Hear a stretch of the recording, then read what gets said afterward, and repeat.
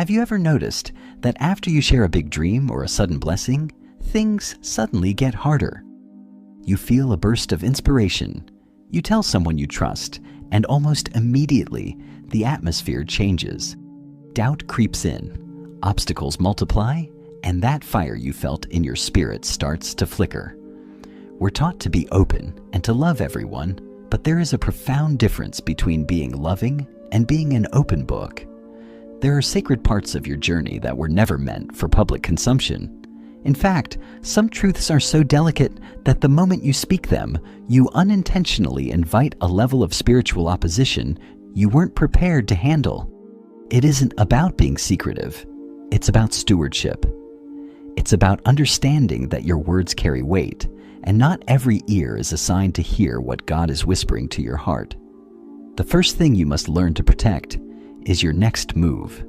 When a new vision begins to take shape, your first instinct is often to announce it. You want the validation, the excitement, or maybe just someone to tell you that you're on the right track.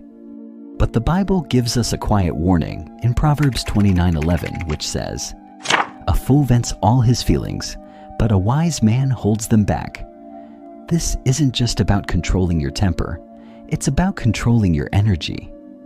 When you announce your plans before they are birthed, you give people the opportunity to project their own fears and limitations onto your calling.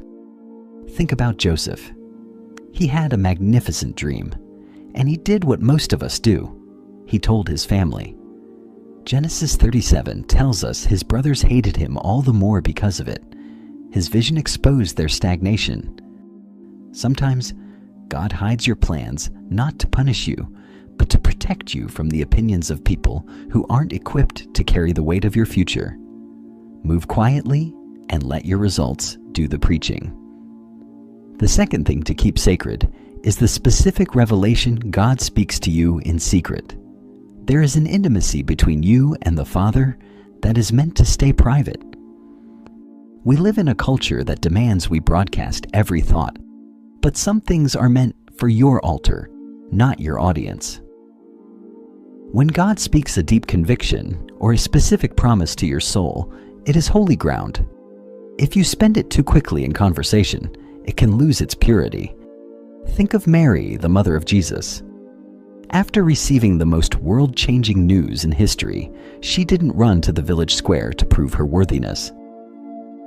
Luke 2:19 tells us that Mary kept all of these things and pondered them in her heart. She understood that some divine instructions are like a